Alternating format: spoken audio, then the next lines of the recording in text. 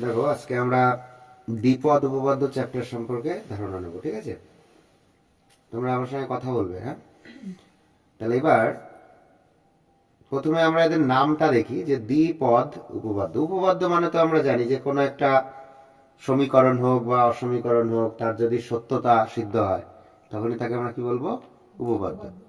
এবার এগুলোকে আমরা গাণিতিক আরোহণ তত্ত্বের সাহায্যে, গাণিতিক অবরোহণ তত্ত্বের সাহায্যে প্রমাণ করে থাকি, তাই না? তোমরা ক্লাস 10-এও বিভিন্ন রকমের উপপাদ্য, জ্যামিতিতে উপপাদ্য শব্দটা তোমরা বেশি দেখতে পাবে, ঠিক আছে? তাহলে উপপাদ্য যে শুধু জ্যামিতিতেই হয় এরকম নয়, কিন্তু উপপাদ্য মানে থিওরে, মানে কোন একটা কনসেপ্ট যেটা কিনা সত্য, ঠিক আছে? এবার দ্বিপদ মানে, দ্বি মানে কি? দুই। পদ মানে দুটো পদ। তাহলে দুটো পদ নিয়ে কি আছে, একটা ব্যাপারটা এরকম, এটা একটা রহস্য রহস্য ব্যাপার যে দ্বিপদ মানে বোধহয় দুটো পদ। অ্যাকচুয়ালি তাই, দুটো পদই। তাহলে যেমন ধরো, আমি এখানে একটু জায়গা রাখছি কারণ মূল সূত্রটা এখানে আমরা লিখবো। কিছু উদাহরণ দেওয়ার জন্য আমি আগে এখান থেকে শুরু করছি। দেখো, ধরো তোমরা ছোটবেলায় করেছো না যে এক্স প্লাস ওয়াই তার হোল স্কোয়ার, ঠিক আছে? তাহলে এটা তো স্কোয়ার, তার মানে এটা কত ঘাত, কত বসলো? দুই, দ্বিঘাত এটা। তাহলে এর আগে আমরা এক্স প্লাস ওয়াই, এটা এক ঘাতে আছে।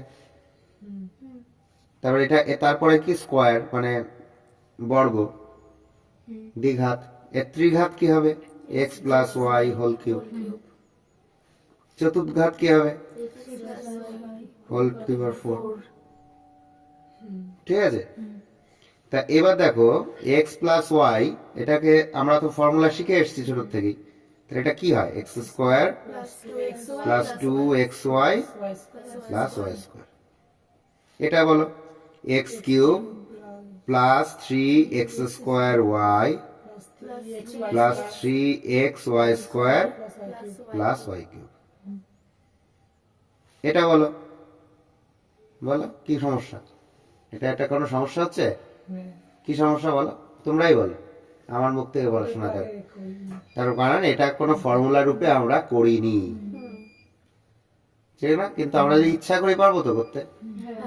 কিভাবে পারবো? এই ত্রিঘাতের সাথে এক ঘাত গুণ করে দিলেও হবে। আবার এই যে যেই দ্বিঘাত, তাকে আর একবার স্কোয়ার করলে 2 দুগুণে 4 হয়ে যাবে। এটা বড় সড়ো এসে সাজিয়ে কিছু একটা আসবে। কারণ আমরা ইচ্ছা করলে পারবো। যদি এর পরে X plus Y whole to the power 5 বলি, তাও আমরা পারবো। তোমাদের সময় দিলে তোমরা হয়তো পারবে, কিন্তু ভুল টুল হতে পারে। যাই হোক, এটা গুণ করলে হয়ে যাচ্ছে, তাই তো? তাহলে এইভাবে কিন্তু আমরা আস্তে আস্তে পাওয়ার বাড়াতে পারবো। তাহলে কেন আমরা মাধ্যমিক স্তর পর্যন্ত আমরা কিউব অবধি করেছি, বুঝেছো? কারণ জোড় একটা মানে যুগ্ম, একটা অযুগ্ম। কারণ এই 1, 2 আর 3 এদের দ্বারা সমস্ত সংখ্যা তৈরি করা যাবে। যদি এখন বলো যে 7 কি করে করবো স্যার, তাহলে ওই যে 4 করলে, 4 করার পরে কি তার সাথে কিউবের গুণটা লাগাতে হবে। 4 আর 3 7। কি বুঝতে পেরেছো? বড় হবে। এবার এটা কি পসিবল? ভালো করে ভাবো তো। যদি আমরা তোমার বলি 21 পাওয়ারে, হয়তো তোমাকে সময় দিলে পারবে, হয়তো একটু কষ্ট করতে হবে, অনেক কষ্ট করতে, একটু না অনেক কষ্ট হয়ে যাবে। তো এটা পসিবল কিনা, ঠিক আছে? তাই এইটা কি করেছিল পাস্কেল, ফিজিক্সে পড়ে এসছে না? সব দিকের আবদ্ধ প্রবাহী চাপ প্রয়োগ করলে সেই চাপ লম্ব হবে সকল দিকে সমপরিমাণে, কি হয়? প্রয়োগ হয়। তার থেকে হাইড্রোলিক প্রেস, স্ট্রেস, কত কিছু। তো তোমার কি মনে হয় পাস্কেল বাবু শুধু ফিজিক্সে মাতব্বরি করেছে?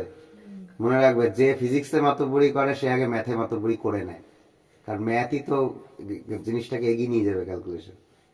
নিউটন ভাবো, তবে সবাই কিন্তু পাণ্ডিত্য সব জায়গাতেই ফলাতে হয়। শুধু একটা ব্যক্তিগত বিষয় নিয়ে তো বিজ্ঞান হয় না। কেউ যদি মনে করে আমি শুধু কেমিস্ট্রি নিয়েই ভাববো, হবে না। তাকে ম্যাথ নিয়েও ভাবতে হবে, তাকে ফিজিক্স নিয়েও ভাবতে হবে, এভরিথিং করতে হবে। সবাই সবার সাথে কো রিলেটেড। কেউ একা একা মাতব্বর হতে পারবে না, বুঝা গেল? সবাই মিলে একটা সৃষ্টি হবে। তো সেই বিজ্ঞানী পাস্কেল এই জিনিসগুলো করেছিল। তো পাস্কেলের ট্রায়াঙ্গেল আছে, ওটা একটা অন্য ক্লাসে আলোচনা করব। আজকে আর ভেতরে ঢুকছি না, অত ভেতরে। পাস্কেল ট্রায়াঙ্গেল আছে, 7টার বইতে পেয়ে যাবে, দেখে নেবে। আমি বুঝিয়েও দেবো পরের ক্লাসে। তো এইবার দেখো মজা আছে এর মধ্যে একটা, চলো আমরা একটু দেখো, লক্ষ্য করো। আচ্ছা, এইটাকে এদের সিকোয়েন্সে লেখার জন্য আমরা এক্স প্লাস ওয়াই লিখছি, এর পাওয়ারে 1 দিলাম ইচ্ছা করে, মানে এদের মতো করে সিমিলারলি লেখার জন্য, ঠিক আছে? তাহলে আমরা কতগুলো পর্যবেক্ষণ করব এখন। আমরা উপপাদ্য তো লিখে দিলেই হয়ে গেল, ব্যাপারটা তা নয়, একটা পর্যবেক্ষণের প্রয়োজন আছে। পর্যবেক্ষণ করি আমরা, তাহলে এখানে এক্স প্লাস ওয়াই তার হোল স্কোয়ার, এখানে পাওয়ার কত? 2। তাহলে এই যে যে এক্স, দেখো এগুলোকে আমরা কি বলবো? পূর্ব পদ, মানে প্রথম পদ, আর এটাকে বলবো উত্তর পদ। এই যে যে দুটো পদ নিচ্ছি, এই জন্য এই নামটা হচ্ছে দ্বিপদ। তো দ্বিপদের প্রথম পদ আর পরের দ্বিতীয় পদ, এইভাবে ভাবতে পারো, বা এগুলোকে অ্যাকচুয়ালি বইয়ের ভাষায় বলে উত্তর পদ, আর সরি এটা পূর্ব পদ, এটা হচ্ছে উত্তর পদ। এই দুটো পদকে কি বলছি আমরা? দ্বিপদ। আর এই দ্বিপদ বিস্তৃতি, আর এই যে এইগুলো কি হচ্ছে? দ্বিপদ বিস্তৃতি, এক্সপ্যানশন, ঠিক আছে? Binomial expansion. এবার এই এক্সপ্যানশনটা কোন থিওরেমের উপর ডিপেন্ড করবে? সেইটা হচ্ছে বাইনোমিয়াল থিওরেম। বুঝা গেল? থিওরেমটা এখনো আমরা আসিনি, কোথা থেকে আসছে আমি একটু আগে থেকে দেখো। এখানে দেখো, অবজার্ভ করো, এখানে পাওয়ার কত? 2। তাহলে বিস্তৃতি করার পরে কটা পদ তুমি পেয়েছো? 3টে। এখানে পাওয়ার কত? 3। বিস্তৃতি করার পরে কটা পেয়েছো? 4টে। এখানে কত? 4। তাহলে নিশ্চয়ই 5টা পাবো। এটা আইডিয়া পাওয়া যাচ্ছে, এটাই 6টা হবে। তাহলে এন থাকলে n প্লাস 1টা হবে। তাহলে একটা সূত্র দেখো আমরা প্রথমেই আমরা করে ফেললাম, যে যদি দ্বিপদ বিস্তৃতির ঘাত n হয়, তাহলে পদ সংখ্যা হবে n প্লাস 1t, একটা বেশি হবে।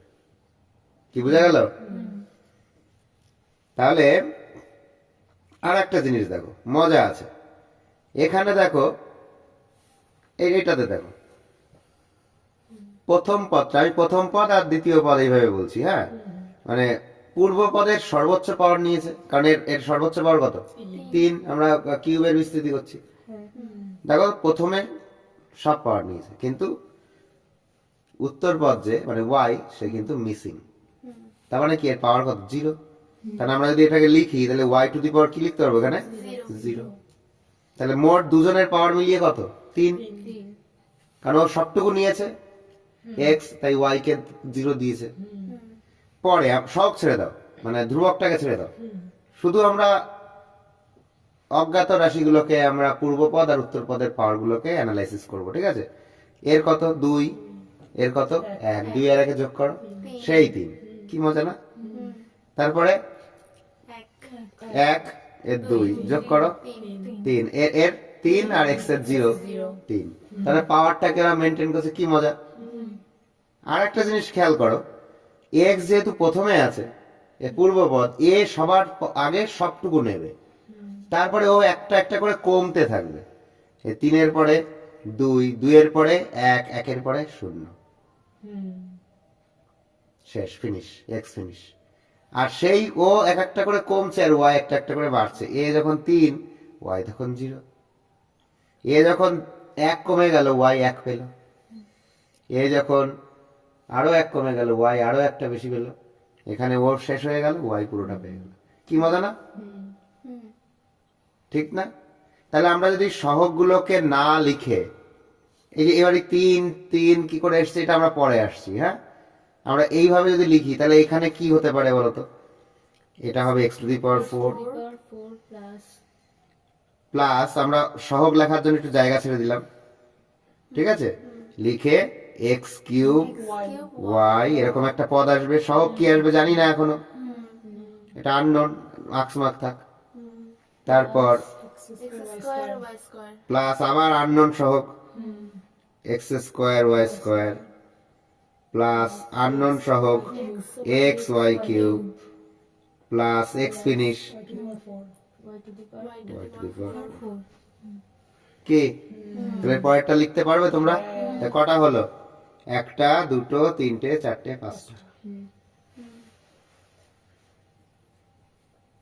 ঠিক আছে? এবার আননোন সহগ, চলো একটু দেখি আননোন সহগ কি করে হয়। আচ্ছা, প্রথম থেকে দেখি, এগুলোকে এবার এইভাবে সাজাই। দেখো, এই দ্বিতীয়টার থেকে শুরু করছি, তাহলে দেখো তোমরা বুঝতে সুবিধা হবে। এখানে পাওয়ার কত? 2। 2c0 কত নিলাম 2c0 সাজাচ্ছি দেখো এবার অন্য সিস্টেমে সাজাচ্ছি x এর পাওয়ার কত 2 আর y two the power 0 y নেই মানে 0 লিখলাম আচ্ছা তারপর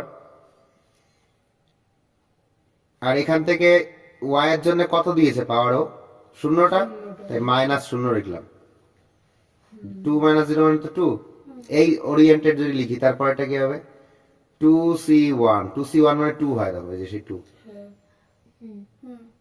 ঠিক আছে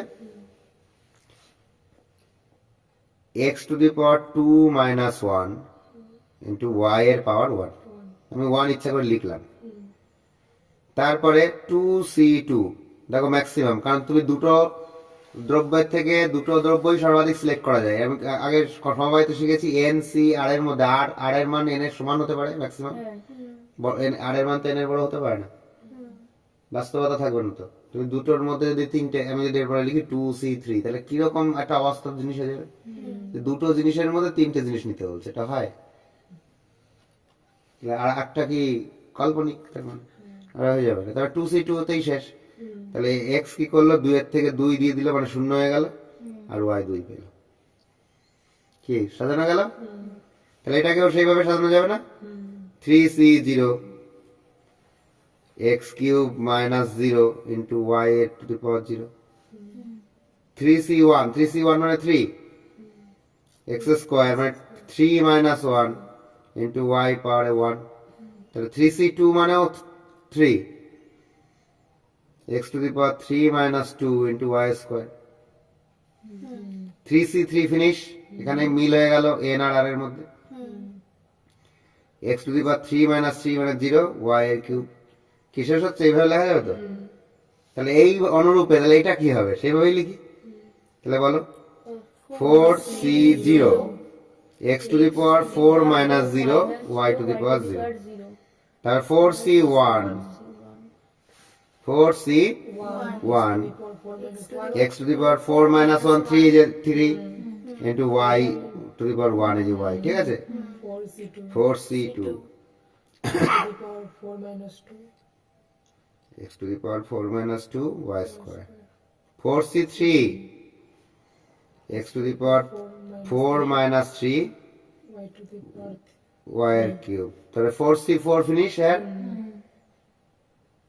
তাহলে x to the power 4 minus 4 into y to the power 4 কি লেখা যাচ্ছে তো তাহলে এবার অজ্ঞাত সহগ কি হবে এটা হবে 4c1 এটা হবে 4c2 এটা হবে 4c3 এটা হবে 4c4 মানে হচ্ছে 1 4c0 মানে 1 কি এটা পারবে হ্যাঁ চলো এটা যখন পারবে তাহলে আমরা এবার x plus y whole to the power 10 করি কি হবে 10c0 x to the power 10 y to the power 1 0 sorry 0 তোমরা ঠিক ঠিক আছে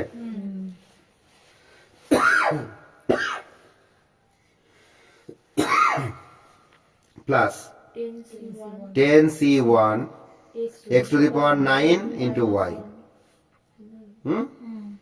এইভাবে চলবে লাস্টে কি হবে 10c10 x to the power 0 R y to the power 10 এরকম গানে ফিনিশ হবে কি লিখতে পারবে তো তাহলে এইবার দ্বিপদ উপপদটা আমরা লিখি যেটা আমরা আসলে আসতে যাই তো তোমাদের কিন্তু বুঝিয়ে ফেলেছি অলরেডি এবার এটার গাণিতিক আরোহণ তত্ত্ব অনুযায়ী এটা প্রমাণ আছে ঠিক আছে এটা একটু বড় ওটা আর আমি এখন এখানে লিখছি না ওটা আমরা বইয়ের থেকে বুঝে নেব ঠিক আছে আর প্রমাণটা সিলেবাসে আমাদের নেই চলো এখানে দেখো উপপাদ্যে বলছে a প্লাস এক্স a কে বলা হচ্ছে পূর্বপদ আর x কে বলা হচ্ছে উত্তরপদ whole to the power n এবার ভালো করে হেডলাইনটা খেয়াল করো ধনাত্মক অখণ্ড সূচক তার মানে আমাদের যে ঘাত সেটা ধনাত্মক অখণ্ড সংখ্যা ঋণাত্মক নিতে পারবো না আর ভগ্নাংশ নিতে পারবো না ওগুলো আমাদের এখন সিলেবাসে নেই আমরা এইটুকু শিখবো শুধু তার মানে কোনগুলো নিতে পারবো 1 2 3 4 ধনাত্মক পূর্ণ সংখ্যা নিতে পারবো বোঝা গেল এবার কি হবে nc0 বলো a to the power n minus 0 x to the power 0 nc1 a to the power n minus 1 x to the power 1 nc2 a to the power n minus 2 x square, তাই না? এইভাবে চলবে, চলতেই থাকবে। n যত লম্বা তার থেকেও একটা বেশি পর্যন্ত চলবে। এনসিএন এ গিয়ে শেষ হবে। এখন 0 থেকে শুরু হচ্ছে তো, তাহলে এই যে 1 2, বুঝতে পেরেছো? 0 থেকে শুরু হচ্ছে, তাই একটা বেশি হবে, তাহলে n+1 কানা পদ হবে। এইবার মনে করো কোনো একটা টাইমে এনসি আর বলে কেউ একজন আসবে, এই আর যে কেউ, আর এর মানটা কেমন হয়, n এর সমান অথবা n এর থেকে ছোট, তাই তো? তাহলে তখন কি হবে, a to the power n minus R x to the power R, ঠিক কি না বলো? এটা কেন লিখলাম? এটা প্রশ্ন হচ্ছে স্যার কেন লিখলাম? এটা একটা সাধারণ পদ, মানে এই অনুযায়ী হচ্ছে, যেখানে আর এর মান 0 থেকে n পর্যন্ত। আমরা যদি শুধু এইটুকুই লিখি তাও কিন্তু হবে, পাশে শুধু লিখে দেবো যেখানে আর এর মান অখণ্ড সংখ্যা আর হচ্ছে 0 থেকে n পর্যন্ত, তাহলে আর বারবার লেখা যাবে, সামেশন দিয়ে দেবো, শুধু সামেশন চিহ্ন দিয়ে দেবো, বুঝতে পেরেছো? এবার কথা হচ্ছে তাহলে তারপরে লাস্টেরটা কি হবে, লাস্টে এরকম চলতে চলতে NCN এ ফুরিয়ে গেল n মাইনাস n আর x সম্পূর্ণটা পেয়ে গেল। বলো, ভুলবে না আশা করি। এইবার কথা হচ্ছে যে এইটা কততম পদ? আচ্ছা বলো তো, যখন 2 এই আর এর মান যখন 2 তখন ও কততম পদ? 1 2 3তম পদ। একটা পদ এগিয়ে লিড করে তো, কারণ 0 থেকে তো আমরা কাউন্ট করা শুরু করেছি, তাহলে লিডই তো করবে একটা, তাই না? তাহলে আর মানে তাহলে r+1 তম পদ, তাহলে এটাই হলো r+1 তম পদ। তাহলে এখান থেকে আমরা বলতে পারি t অফ r+1, তাহলে r+1 তম পদ, এটা হবে NCR a to the power n minus r into x to the power r। কি বুঝতে পেরেছো? এটাই হচ্ছে r+1 তম পদ। এরকম করে লেখা হয় কেন? যাতে r এর মানটা আমরা সরাসরি লিখতে পারি। আর যদি এখানে t অফ r বলি তাহলে r এর মান কিন্তু r-1 হয়ে যাবে, একটা কমে থাকবে, বুঝতে পেরেছো? তাহলে আমরা t10 মানে কি হবে, একটা উদাহরণ দেখি, তাহলে মাথায় ধরে নাও পাশেই। আমরা যদি বলি t10, তাহলে r এর মান 9 বসাতে হবে, একটা কম। তার জন্য আমরা t10 কে আমরা 9+1 এই শেপে লিখছি, r+1 শেপে, তাহলে আমাদের সুবিধা হবে, বুঝতে পেরেছো? এইভাবে। এবার অনেকের প্রশ্ন থাকে যে এরকম লিখছি কেন? কারণ লিখছি এই কারণে, কারণ ওর সিস্টেমটাই এমন যে ও যখন আর এর মান যখন 2, ও অ্যাকচুয়ালি 3 নম্বর পদে লিড করে। তাহলে আমরা দশম পদকে 9+1 এই ফর্মে ভাবলে তাহলে 9 লিখতে পারবো। তাহলে এটা হয়ে যাবে NC 9 a to the power n minus 9 R x to the power 9। কি বুঝতে পারলে? ব্যাপারটা এরকম হয়ে যাবে। ক্লিয়ার? একটু ক্লিয়ার তো? তাহলে আমরা উপপাদ্যটার বিবৃতি, এটা হচ্ছে উপপাদ্যের বিবৃতি। এই বিবৃতিটা কোন নিয়মে প্রমাণ হবে? গাণিতিক আরোহণ। এবং এটা দেখো, এইবার দেখো উদাহরণগুলো সে গাণিতিক আরোহণেরই উদাহরণ ছিল। এটা 1 এর জন্য, এটা 2 এর জন্য, এটা 3 এর জন্য, এটা 4 এর জন্য, এটা 5 এর জন্য, ঠিক না? এরকমই একটা আননোন টার্ম m এর জন্য সত্য ধরে নিয়ে m+1 এর জন্য সত্য দেখালে হয়ে গেল, কারণ দুটো স্টেপ বাকি রইল। তাহলে ওইটুকু তোমরা আশা করি পারবে, আমি তো এইটুকু বিশ্বাস আছে তোমাদের, বুঝতে পেরেছো? ক্লিয়ার? চলো নেক্সট পয়েন্টে যাব।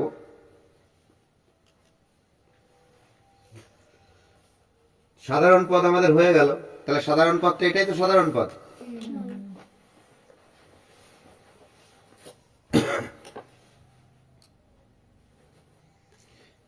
সাধারণ পদ হয়ে গেল। এবার আমরা মধ্যপদ নির্ণয় করব। এবার আমরা যেটা দেখব, তাহলে সাধারণ পদের একটা পয়েন্ট তাও করে দিই আমি। তাহলে সাধারণ পদ,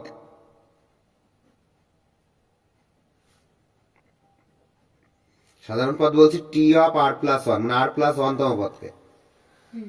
এটা আমরা কথা হচ্ছে NCR a to the power n minus r into x to the power r। এটা হচ্ছে সাধারণ পদ। এবার আসছে মধ্যপদ, বিস্তৃতির মধ্যপদ। মধ্যপদ নির্ণয় করছি। এবার দেখো এখানে একটা কিন্তু মধ্যপদ একটা হবে না দুটো হবে, এটা নিয়ে কিন্তু একটু আমাদের চিন্তা করতে হবে। সেটা ডিপেন্ড করছে এন এর মান। এখানে একটু উদাহরণগুলো দেখো তাহলে বুঝতে পারবে। দেখো এখানে এন এর মান কত, 3, মানে অযুগ্ম সংখ্যা।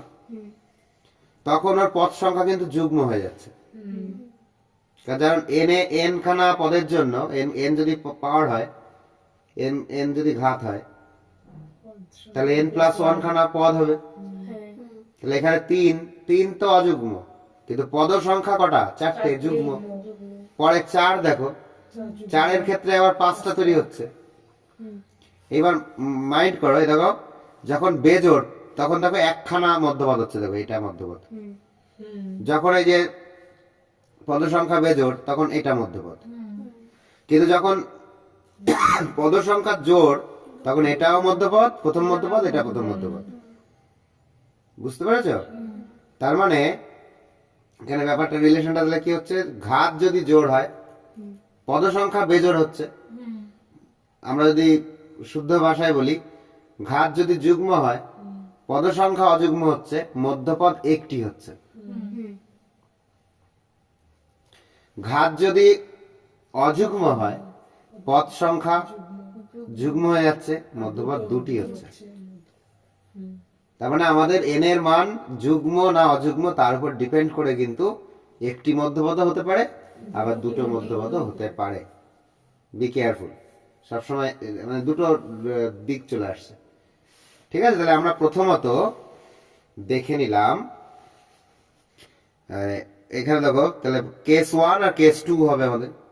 কেস 1 এ আমরা কি ধরছি, যে এন হচ্ছে যুগ্ম। এন যদি যুগ্ম হয় তার মানে পদ সংখ্যা n+1 হয়। পদ সংখ্যা কটা হবে, n+1। এটা হয়ে যাবে অযুগ্ম। যুগ্মের পরেরটা কি হয়, অযুগ্ম। আর অযুগ্ম হলে মধ্যপদ কটা হয়ে যাবে, একটা। মধ্যপদ হয়ে যাবে একটা। তাহলে এবার এন, এই যে n+1 অযুগ্ম হলো, অযুগ্ম মানে কি, জোড় সংখ্যার সাথে একটা বেশি বা জোড় সংখ্যার থেকে একটা কম, এইভাবে ভাবতে পারো। তো আমরা বেশি নিয়ে ভাবছি, ঠিক আছে। তাহলে এইবার দেখো মজাটা কোথায়, তাহলে আমাদের এই যে অযুগ্ম, এই যে এটাকে আমরা ধরে নিলাম 2m। 2m মানে কি, m এর মান যদি ধনাত্মক অখণ্ড হয় তাহলে 2m অলওয়েজ জোড়, তাই তো। তার সাথে 1 যোগ করলো, তাহলে এটা কি অলওয়েজ বিজোড়। এইটা হচ্ছে আমাদের n+1 এর সমান, তাই না। এবার এইভাবে লিখলাম কেন, দেখো একটুখানি ডায়াগ্রাম আঁকলেই বুঝতে পারবে। মধ্যপদ তো, তার মানে দুই দিকে সমান থাকবে, মাঝখানে একজন। দেখো এই যে এখানে এমটি পদ বসে আছে, আর ইনি হচ্ছে মধ্যপদ বাবু আর কি, মধ্যমণি। ঠিক আছে, আগে ওরকম শিখিয়েছি তোমাদের অন্য চ্যাপ্টারে। এদিকে এমটি বসে, তাহলে দেখো তো একদম মধ্যপদ মনি হচ্ছে কিনা এখানে। তাহলে এখানে এম খানা, এখানে এম খানা, মোট 2m, আর ইনি একজন, তাহলে 2m+1। বুঝতে পেরেছ?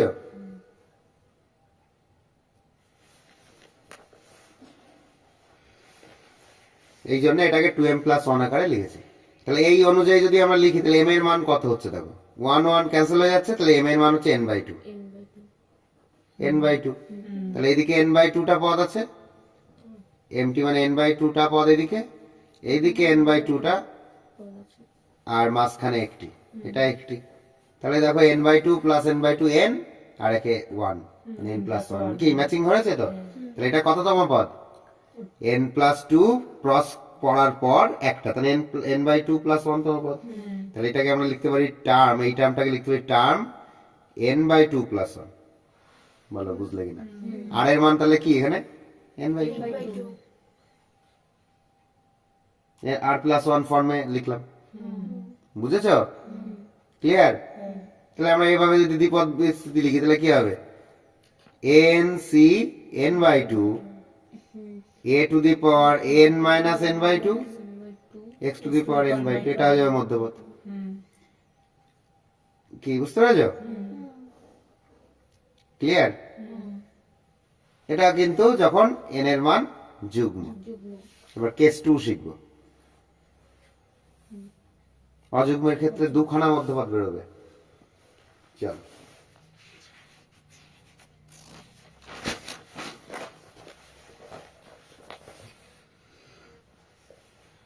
এবার আমরা ধরে নিলাম কেস 2।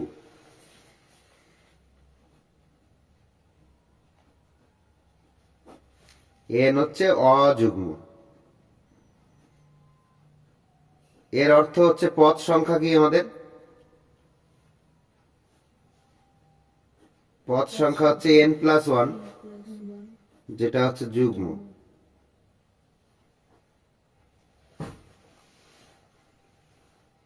বুঝছে? এবার যুগ্ম মানে কি? এটা n+1, এটাকে আমরা যুগ্ম মানে 2m ফর্মে ধরতে পারি, 2m ফর্মে ধরতে পারি, আবার 2m+2 ফর্মেও ধরতে পারি।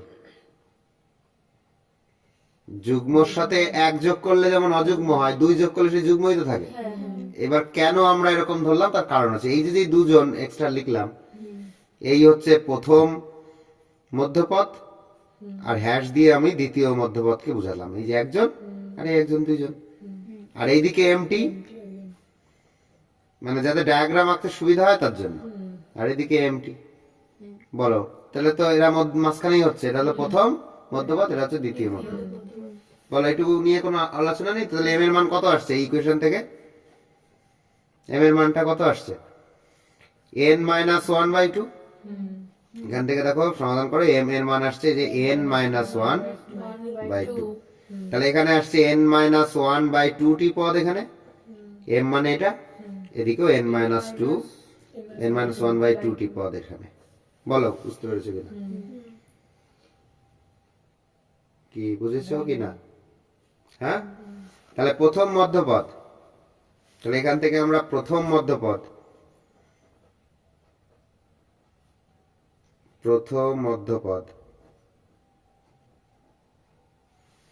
t of n-1/2 + 1, যেটা কিনা আমাদের স্টার। কি বুঝতে পেরেছো?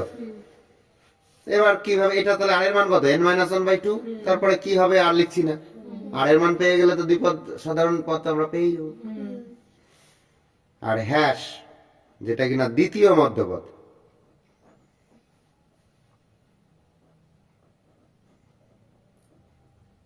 কি হবে? +2 হতো, n-1/2 + 1 + 1, তাই তো? হিসাব মতো +1 + 1 লিখি, ওইভাবে বাচ্চাদের মতোই লিখবো। -1, জানো যত বিজ্ঞানী আছেন, গণিতজ্ঞ আছেন, তারা কিন্তু প্রথমে, জানো তো, স্মার্ট নন। ওরা যদি প্রথমে স্মার্ট হয় তাহলে কেউ আবিষ্কার হতো। যেমন আমরা নিজেদের স্মার্ট মনে করি, এই জন্য আমাদের দ্বারা আবিষ্কার সম্ভব না। আবিষ্কার করতে গেলে বাচ্চা হতে হয়, এরকম গুটি গুটি পায়, এটাই তো হবে, এই করতে করতে একটা নতুন দিশা খুঁজে পাওয়া যায়। কিন্তু আমরা এমন একটা জায়গা থেকে শুরু করি, এর তলায় যে আরো কিছু আছে সেটা আমরা কিন্তু ভাবি না।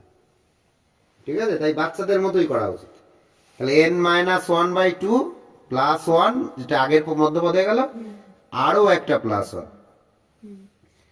এবার দ্বিপদ উপপদের সাধারণ পদে দেখলাম কি আর এর মানটা r+1 ভাবে থাকলে ভালো হয়। তাহলে এইটুকু আমাদের আর না? বল দেখো তো, আন্ডারলাইন করছি লাল কালি দিয়ে, এইটুকু আমাদের আর না? তাহলে এই দুটোকে আমরা ক্যালকুলেশন করে ওর চেহারাটাকে একটু বদলে দিতে পারি। এইটুকুকে আমরা একটা ব্র্যাকেট দিয়ে দিতে পারি। হ্যাঁ, দিয়ে ক্যালকুলেশন করলে দেখো এটা হয়ে যাবে t of n+1/2 + 1 এর। তাহলে প্রথম মধ্যপদে আর এর মান হচ্ছে কি আসছে? n-1/2, আর দ্বিতীয় মধ্যপদের জন্য n এর মান হচ্ছে n+1/2। n যেহেতু অযুগ্ম ছিল প্রথম থেকে, খেয়াল করো, অযুগ্ম থেকে 1 বিয়োগ হলে এই জায়গাটা যুগ্ম হচ্ছে, /2 তো মানে সুন্দরভাবে অখণ্ড সংখ্যায় আসবে। অযুগ্ম +1 সেটাও যুগ্ম, /2 সুন্দরভাবে একটা অখণ্ড সংখ্যা আসবে। গণিতের কোনো ভুল হয় না। তুমি ভুল করতে পারো, কিন্তু গণিত ভুল হয় না। কি বললাম বুঝেছো? কি বোঝা গেল কি না? তাহলে প্রথম মধ্যপদ এটা, দ্বিতীয় মধ্যপদ এটা। এটা একটা লাল কালি দিয়ে আন্ডারলাইন করে দিই, ফর্মুলা তো এগুলো।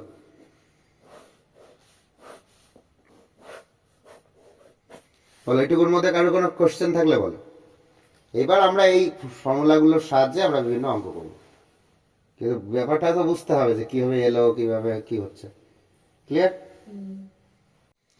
চলো এবার আমরা দেখব সমদূরবর্তী পদ। সমদূরবর্তী পদের সহগের মধ্যে একটা সম্পর্ক রয়েছে। সমদূরবর্তী পদ,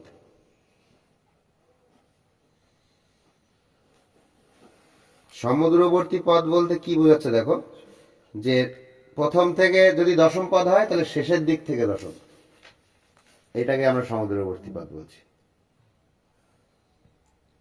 ঠিক আছে? মানে ধরো একটা লাইন রয়েছে, এবার লাইনের প্রথম কে, সেটা তো নির্ভর করছে তুমি যাকে প্রথম মান্যতা দিচ্ছ তাই। পরপর ধরো 10টা লোক দাঁড়িয়ে আছে, তুমি বাম দিক থেকে প্রথম ধরবে না ডান দিক থেকে প্রথম ধরবে, তো যেটাই প্রথম হতে পারে। মিষ্টি বিতরণ করবে ধরো, তুমি কোন দিক থেকে দেওয়া শুরু করবে?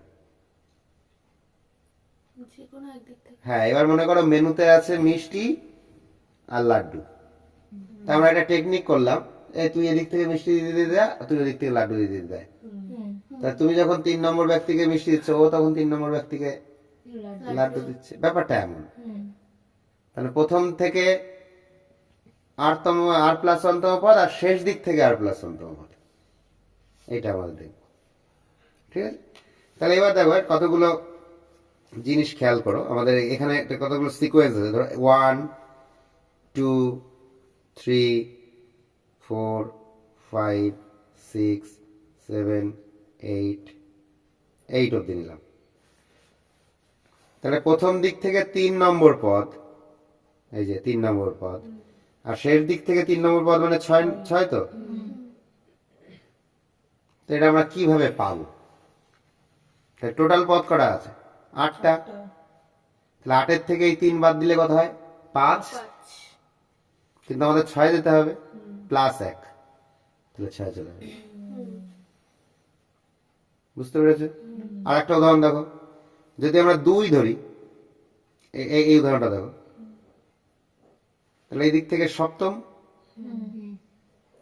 তাহলে এই যে 2, 8-এর থেকে 2 বাদ দাও, কত হচ্ছে? 6 + 1। বুঝতে পেরেছো? তার মানে ব্যাপারটা কি আসছে, যদি তাহলে এনটি পদ থাকে তাহলে হয়ে যাবে, এদিকে যদি 8তম হয় তাহলে এরকম করে যদি আমরা এনটি পদ ধরি, এখানে মোট কটা পদ আছে? এনটি পদ আছে, এরকম এরকম করে এনটি পদ আছে, টোটাল এনটি আছে, টোটাল এই লাইনের এন জন আছে দাঁড়িয়ে। তাই আমরা ধরো এইটা 8তম, এই যে নাম্বারটা করলাম এটা প্রথম দিক থেকে 8তম বা এক্সতম বললাম, আর আমরা পরে আসছি এক্সতম, আর শেষ দিক থেকে মনে করো এইটা এক্সতম, এটা এই দিক থেকে এক্সতম। ঠিক আছে? কিন্তু এইভাবে যদি কাউন্ট করি তাহলে এটা কততম? কাউন্ট তো সবসময় একটা সিকোয়েন্সেই হবে, মানে এইটা শেষ প্রথম দিক থেকে এক্সতম, ওটা শেষ দিক থেকে এক্সতম। দেখো আমি অ্যারোটা দিকে দিয়েছি, কিন্তু এই যে ব্যক্তি, এ তো প্রথম দিক থেকে এক্সতম, ঠিক আছে বুঝতে পারছি, কিন্তু এ প্রথম দিক থেকে তাহলে কততম? মানে আমি বলতে চাইছি এইভাবে যদি অ্যারোটা দিতাম তাহলে এটা কততম হতো, এটা হচ্ছে প্রশ্ন। তাহলে এটা কততম হতো? এখানে কি বুঝলাম? n-x+1তম। কি বুঝেছো ব্যাপারটা কি? এটা বুঝেছো তো? এইবার তাহলে প্রথম দিক থেকে যদি r+1তম হয় এই পদটা, আর এই দিক থেকে যদি r+1তম পদ এই পদটা হয়, এটাও এটা r+1তম, হ্যাঁ সরি r+1তম।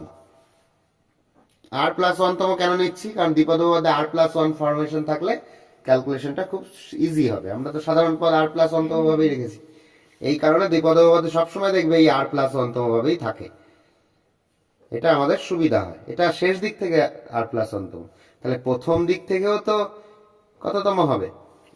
n-r+1+1, তাই না? তাহলে আমরা যদি এইটাকে একটুখানি সহজ করি, এই +1টাকে রাখবো আমাদের নিয়ম অনুযায়ী, তাহলে এখানে কি হচ্ছে? n-r-1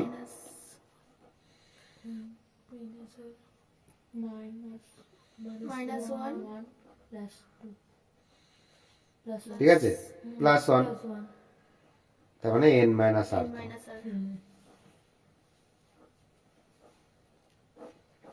n মাইনাস r তম হচ্ছে। বুঝতে পেরেছো? হ্যাঁ, ক্লিয়ার?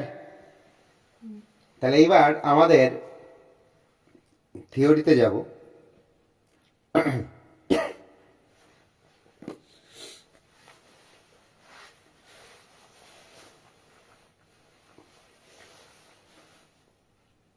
এইটুকু গেল আমাদের সমুদ্রবর্তীর ব্যাপারটা। এইবার আমরা আসবো দ্বিপদ উপপাদ্যের সমুদ্রবর্তীতে। দেখো এবার যে বিস্তৃতিটা আছে এখানে, দেখো এন এর ওখানে কিন্তু আমরা একটা সংখ্যা তত্ত্ব নিয়ে কাজ করলাম। এখানে কি ছিল, আমরা কিন্তু এখানে এনটি ধরেছি, এটা এনটি কিন্তু, হ্যাঁ এখানে এন হলো পদ সংখ্যা। কিন্তু এইবার আমাদের দ্বিপদ উপপাদ্যে তো পাওয়ারে এন আমরা দেবো।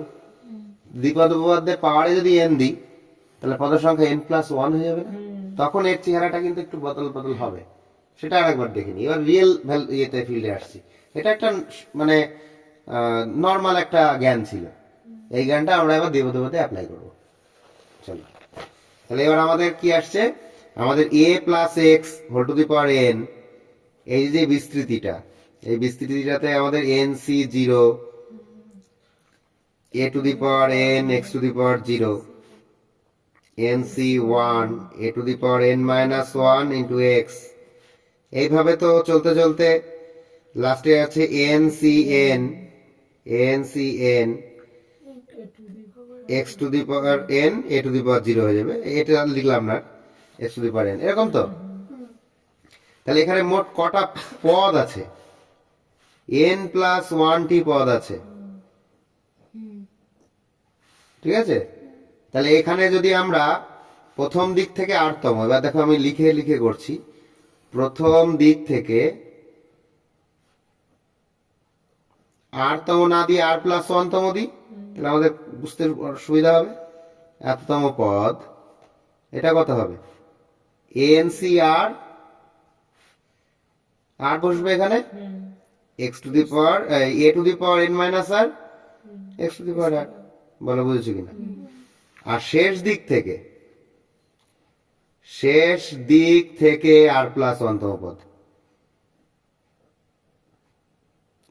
শেষ দিক থেকে r প্লাস 1-তম পদ মানে হচ্ছে প্রথম দিক থেকে, অথবা এটাই অথবা প্রথম দিক থেকে কি হবে, n প্লাস 1 টোটাল পদ ছিল, তার থেকে r প্লাস 1 বাদ যাবে, দিয়ে 1 আবার যোগ, এততম পদ না? বলো, এটাই তো গত মানে এর আগের লেকচারে আমরা বুঝলাম। তাহলে এটা অ্যাকচুয়ালি কি আসছে বিষয়টা, এইটুকুকে যদি আমরা প্লাস 1 কে আমরা রেখে দেব সাধারণ পদের নিয়মের জন্য, দেখো এখানে আসছে n মাইনাস r প্লাস 1-তম পদ, ঠিক কি না বলো?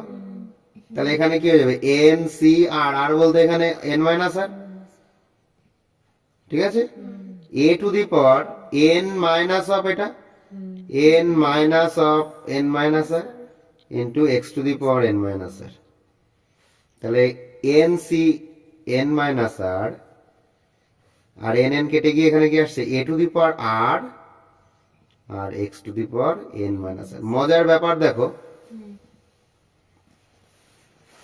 মজার ব্যাপার দেখো, এবার আমরা সমবায় চ্যাপ্টারটা যখন করেছি তখন আমরা দেখেছি এই যে এখানটায় সহগ কত, প্রথম দিকের r-তম r প্লাস 1-তম পদের সহগ ncr, আর শেষ দিকের r প্লাস 1-তম পদ ncn মাইনাস r। এই দেখো এই দুটো কিন্তু সমান, সমবায় রুলস না? এই যে n যত যা হবে, r যা হবে, এদের ডিফারেন্স n মাইনাস r এরও তাই হবে। কারণ আমরা সমবায়তে শিখে এসেছি না যে n c r এর ভ্যালুও যা হয়, n c n minus r এর ভ্যালুও তাই হয়, দুটো তো সেম। হ্যাঁ, আর একটা মজা আছে এখানে, অ্যানালাইসিস দেখো, এখানে a এর পাওয়ার যা ছিল আর x এর পাওয়ার যা ছিল, দেখো এদের পাওয়ার দুজনের বিনিময় হয়েছে। খেয়াল করো, x এর পাওয়ার r ছিল, এখানে a এর পাওয়ার r হয়ে গেছে, এখানে a এর পাওয়ার n মাইনাস r ছিল, x এর পাওয়ার n মাইনাস r হয়েছে, এবং সহগও সমান থাকছে। হ্যাঁ, চলো আবার একটু পেছনের পেজগুলো দেখি, আরো কিছু এবার একটু মানে হাতে কলমে দেখা যাক। যে সেই প্রথম উদাহরণগুলো শুরু করেছিলাম, খেয়াল করো, এই যে পদটা এক্স এর পাওয়ার 2 ওয়াই পাওয়ার 1, আবার এক্স এর পাওয়ার 1 ওয়াই পাওয়ার 2, এরা পাওয়ার বদল করেছে, সহগ সেম আছে, প্রথম দিক থেকে দ্বিতীয়, শেষ দিক থেকে দ্বিতীয়। কি ম্যাচ করছে? ঠিক এদেরও তাই হবে। বুঝা গেল? তাহলে এখান থেকে আমরা কি কি কনক্লুশন নিতে পারি একটু লিখে ফেলি। এই এই এই এই পরিচ্ছেদে আমরা কি কি সিদ্ধান্ত নেব। সিদ্ধান্তগুলোই তো আমাদের জরুরি, তাই না? তাহলে 1 নম্বর সিদ্ধান্ত হচ্ছে প্রথম ও শেষ দিক থেকে সমদূরবর্তী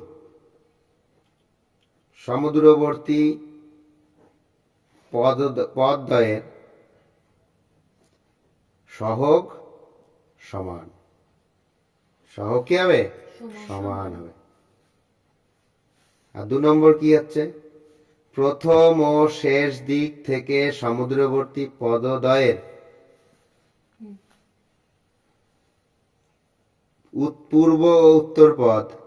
পূর্ব ও উত্তর পদের ঘাত বিনিময় হয়।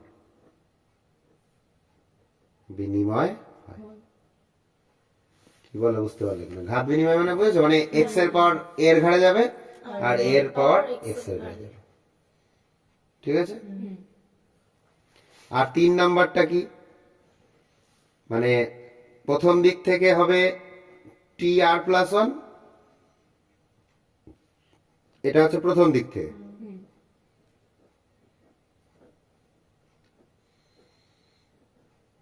আর শেষ দিক থেকে সমুদ্রবর্তী পদগুলোর চেহারা কেমন হবে? n মাইনাস আর প্লাস 1, এটা আসছে শেষ দিক থেকে।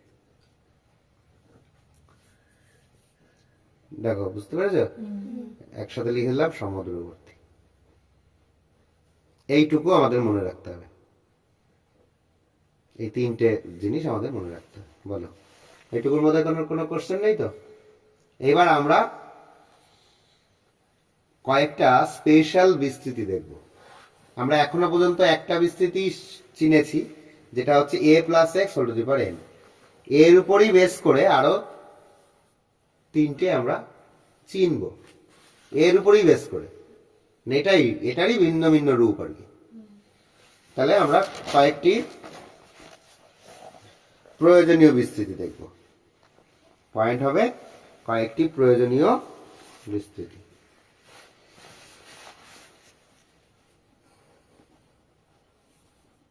কয়েকটি প্রয়োজনীয়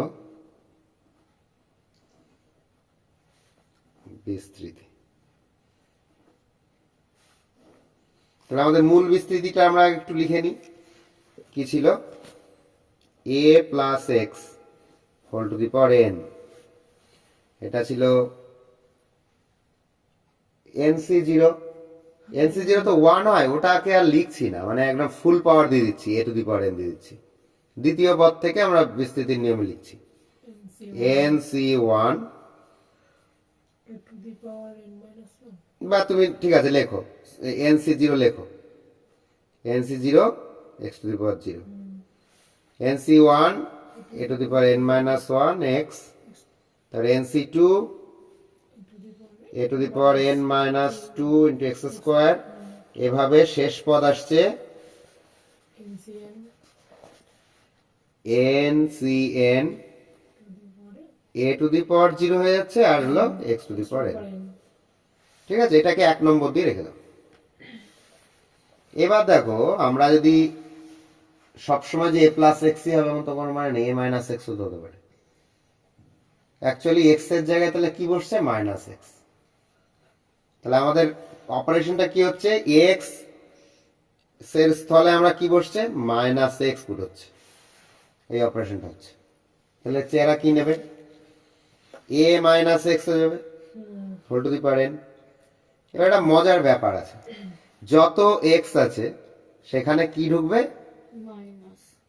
মাইনাস ঢুকবে, মাইনাস এক্স স্কোয়ার ঢুকবে, মাইনাস এক্স ঢুকবে। তাহলে এক্স এর ঘাত যেখানে ধনাত্মক যুগ্ম, ধনাত্মক তো অবশ্যই সবাই, যুগ্ম যেটা সেটা পুনরায় প্লাস হয়ে যাবে, আর যেগুলো অযুগ্ম সেখানে মাইনাস হয়ে যাবে। বুঝতে পারলাম?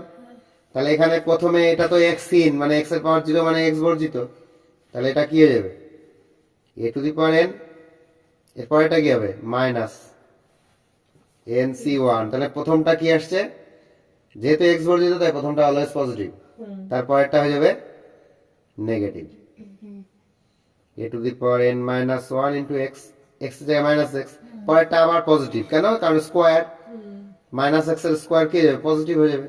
তার মানে যখনই আর এর মান দেখবো, এই যে নিচে এটা তো আর এর মান, আর এর মান যখন দেখবো যুগ্ম তখন ওর চেহারা নেবে পজিটিভ, আর এর মান যখন দেখবো অযুগ্ম তখন নেগেটিভ, কারণ আর এর মানটাই তো সরাসরি এক্স এর উপরে যায়। ঠিক আছে, তাহলে এটা কি আর এর মান হচ্ছে 2, তাহলে এটা পজিটিভ আবার, তাহলে two the power n minus 2 x square. বুঝতে পেরেছো?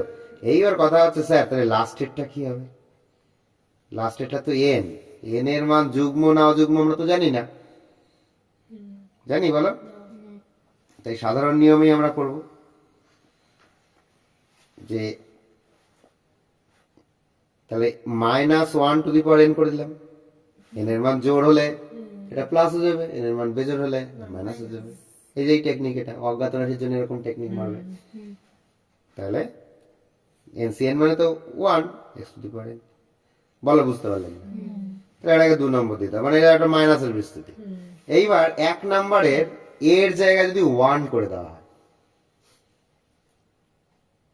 তাহলে অপারেশনটা কি হচ্ছে, 1 নং সমীকরণে এ রিপ্লেস হচ্ছে এ ইকুয়াল টু 1 এ রিপ্লেস হচ্ছে 1 বসিয়ে। তাহলে কি হবে, এ যত জায়গায় আছে 1, আর 1 এর পাওয়ার যাই হোক না কেন সেটা 1 এই ফিরে আসবে। তাহলে 1 plus x whole to the power n, এই বিস্তৃতির সৃষ্টি হচ্ছে। তাহলে প্রথমে 1 এ টু দি পাওয়ার n মানে কি 1, এনসি যেহেতু 1 হয়, তারপর nc1 এক্স, এ থাকবেই না, এ যেখানে যেখানে এ সব 1 হয়ে গেছে, তারপরে nc2 x square, nc3 x cube, এরকম করে লাস্টে ncn ওটা 1 x two the power n এর শেষে। বুঝতে পেরেছো? এটাকে 3 নম্বর দিয়ে দাও। আর যদি 2 নম্বরের এর জায়গায় 1 বসানো হয় 2 নম্বরে, তখন কি হবে, একই রকম 1 মাইনাস এক্স তৈরি হবে whole to the power n, 1 minus nc1x, বেজোড়ে নেগেটিভ জোড়ে পজিটিভ, বেজোড়ে নেগেটিভ, বেজোড় মানে আর এর মানের কথা বলছি, এইভাবে পজিটিভ দিয়ে, আর লাস্টেরটা কি হবে minus 1 to the power n x two the power n। বলো বুঝতে পারবে? 4 নম্বর।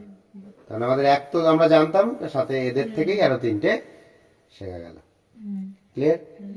এইবার এই যে বারবার nc1 nc2 nc3 এগুলো লিখতে গিয়ে না আমাদের একটু বিরক্ত লাগে, বারবার nc nc nc nc nc লিখবো, nc1 nc2, তাদেরকে শর্টে লেখা যায়। যেমন এবার কিছু শর্ট ফর্ম দেখো, nc0 এটাকে শুধু c0, nc0 কি লিখবো শুধু c0, তার মানে এখানে আর n লেখার প্রয়োজন নেই, কিছু নেই মানে কে আছে, n আছে। nc1 মানে তাহলে কি হবে c1, বুঝেছো? ঠিক এরকম করে ncn মানে কি হবে cn, এইভাবে লেখা হয়। ঠিক আছে, এইবার চলো আবার কিছু ধর্ম দেখি, বিশেষ কিছু ধর্ম, পরের পেজে যাই।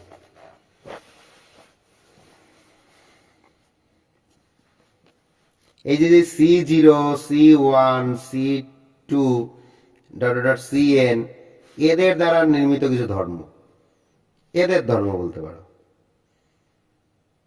এদের কিছু ধর্ম।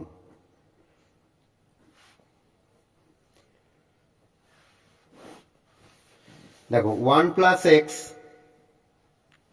Whole to the power n, এটা আমরা কি শিখলাম, 1 প্লাস c1x c2x², c3x³ এরকম করে লাস্টে গিয়ে x⁴n হচ্ছে, বা cn, আমরা cn লিখলাম, cn মানে কিন্তু 1, তো ঠিক আছে, x⁴n এটা হচ্ছে, এটা আমরা জানি তো। এবার আমরা যদি x এর স্থলে x = 1 বসিয়ে দিই, আচ্ছা এই সাইডটা আগে লিখছি আমি, হ্যাঁ, তাহলে কি আসবে 1 প্লাস, আচ্ছা এইখানে একটা কাজ করো, এই 1 এর জায়গায় c0 লেখো, c0টাকে তাহলে নেওয়া হয়ে যাবে, c0 মানে তো 1, এরকম করে লেখো, দেখা যাবে তো এরকম। আমরা যদি এখানে cn মানে 1, cn কে যদি নিতে পারি তাহলে c0 কে নিতে পারি, তাহলে কি হবে, এই এখানে হবে c0, এই সাইডটা আগে লিখছি, c0 plus c1 plus c2, সব x এর জায়গায় কি বসে গেছে, 1 বসে গেছে, c3 dot up two cn, এটা হয়ে যাচ্ছে, দেখো n এর জায়গায় এই x এর জায়গায় কি বসেছে, 1, 1 plus 1, 1 plus 1 whole to the power n, that is 2 to the power n, বুঝেছো? তাহলে আমরা এখান থেকে কি পেলাম, c0 একটু সুন্দর করে লিখছি, c1 plus c2 plus c3 dot up two cn, এগুলো 2 টু দি পাওয়ার n, দেখো একটা ধর্ম পেয়ে গেলাম। মনে রাখবে যে 0 থেকে n পর্যন্ত সবাই যদি প্রেজেন্ট থাকে সামেশন ফর্মে, তাহলে 2 টু দি পাওয়ার n হয়, বুঝা গেল? ঠিক আছে, বুঝতে পারছো তো? আচ্ছা, এইবার দেখো আর একটা ফর্মুলা ছিল 1 minus X whole to the power n এর, এটা কি, c0 মাইনাস c1x, মনে আছে, plus c2x² minus c3x³ plus দিয়ে dot dot up to n এর ক্ষেত্রে minus 1 to the power n cn xn, x to the power n, বলো বুঝতে পারলে না? এই জায়গাটায় আবার x এর জায়গায় কি বসাচ্ছি, কি বসাবো, 1, ঠিক আছে। তাহলে এখানে যদি x এর জায়গায় 1 বসাই, x = 1 বসিয়ে আমরা এই পক্ষটা আগে লিখছি, তাহলে c0 minus c1 plus c2 minus c3, দেখো যেখানে r এর মান অযুগ্ম সেখানে মাইনাস হচ্ছে, plus c4 dot up two, এবার n এর মানটা কত আমরা তো জানি না, তাই মাইনাসটা থেকেই যাচ্ছে, অমীমাংসিত অবস্থায় cn ইকুয়াল টু কি আসছে, 0, বলো বুঝতে পারলে কিনা? এটাকে একটা নাম্বার দিয়ে রাখি আমরা, আগেরটাকে দিয়ে দাও 1 নাম্বার, আর এটাকে দিয়ে দাও 2 নাম্বার, এবার 1 আর 2 যোগ করে দাও, এই 2 এসছে অ্যাকচুয়ালি আমাদের হেল্প করার জন্য, হ্যাঁ, আমাদের 2 প্রয়োজন নেই, যোগ করলে কি ঘটনা ঘটবে বলো তো, দেখো তো c1 ক্যান্সেল, c3 ক্যান্সেল, এইভাবে চলে থাকবে। এইবার কথা হচ্ছে এইখানটা কি হবে স্যার, এই যে cn এর ব্যাপারটা কি হবে, কারণ আমরা এখনো n তো জানি না, যুগ্ম যদি হয় তাহলেও থাকবে বাঁচলো ওর পিঠ, আর অযুগ্ম হয় তাহলে এনরা দুজন আবার ক্যান্সেল, ঠিক আছে। তাই লাস্টেরটা নিয়ে আমরা মীমাংসায় যাব না, cnটা, কারণ cn এর অ্যাকচুয়ালি কোনো নেচার বুঝতে পারছি না, n এর মান যুগ্ম হলে থেকে যাবে, অযুগ্ম হলে কেটে যাবে, তাই না এই ক্ষেত্রে। তাহলে কি হবে, আমরা এখানে কটা পাচ্ছি, c0 একটার একটা দুটো, c2 কটা পাচ্ছি, একটার একটা দুটো, তাহলে 2 কমন নিতে পারি, 2 কমন নিয়ে c0, তাহলে 0 পরে 2, মানে যুগ্মগুলো, c4 c6, এরপর ডট ডট, শেষটা আমরা লিখতে পারছি না কেন, যে n তো অমীমাংসিত, তাহলে সেটা কি হয়ে যাবে, যোগ করছি তো, তাহলে এই পাশে রাইট হ্যান্ড সাইডে কি ছিল, 2 টু দি পাওয়ার n, এখানে 0, 2 to the power n plus 0 মানে 2 টু দি পাওয়ার n হচ্ছে, পরে বা c0 plus c2 plus c4 plus c6, এখন ডট ডট ডট চললে, তাহলে 2 দিয়ে ভাগ করছি, তাহলে 2 to the power n minus 1, এই একটা ধর্ম। দেখো এখানে শুধু জোড়েরা রয়েছে, মানে যুগ্ম যুগ্ম মানে গুলোর যোগফল রয়েছে। 3 নম্বর, বুঝেছো কি না? এইবার কি করব, 1 বিয়োগ 2 করব। 1 বিয়োগ 2 করে বিয়োগ করলে আবার উল্টো ঘটনা ঘটবে। এই C0 কাটবে, C2 কাটবে, আবার C1 রা থেকে যাবে। 2 into C1 plus C3 plus C5 plus C7 এরকম করে ডট ডট ডট সমান 2 to the power n minus 0, মানে 2 টু দি পাওয়ার n ই হচ্ছে। তাহলে C1 plus C2, sorry C3 C5 C7 এইভাবে যদি যোগ করি তাহলে 2 to the power n minus 1। বুঝতে পারলে? তাহলে আমাদের এখান থেকে মূল জিনিস হচ্ছে এই তিনটে। 1 নাম্বার, যখন সবাই থাকবে তাহলে 2 টু দি পাওয়ার n, যখন শুধুমাত্র জোড়েরা থাকবে তখন 2 to the power n minus 1, যখন শুধুমাত্র বেজোড়েরা থাকবে তখন 2 to the power n minus 1। এই তিনটে জিনিস ইম্পর্টেন্ট। আপাতত এই বেসিক থিওরি এইটুকুই। এরপরে আরো অনেক ট্রিক হ্যান আছে, যেগুলো অঙ্ক করানোর সময় পাশাপাশি আলোচনা করব। ঠিক আছে? বুঝতে পেরেছো? থিওরি এখানেই সমাপ্ত হচ্ছে, এবার আমরা অঙ্কের মধ্যে যাব। এবার বিভিন্ন রকমের অঙ্ক হবে, বেসিক গুলো তো এই সূত্র দিয়েই হয়ে যাবে। আর কিছু ট্রিকি ম্যাথ আছে, সেগুলোর জন্য আবার এই ফর্মুলাগুলোকে একটু এদিক ওদিক করে অনেক কিছু বানিয়ে নিতে হয়। সেগুলো অঙ্ক করার সময় আমরা করব। ঠিক আছে? কারোর কোনো প্রশ্ন থাকলে বলো। নেই? ঠিক আছে।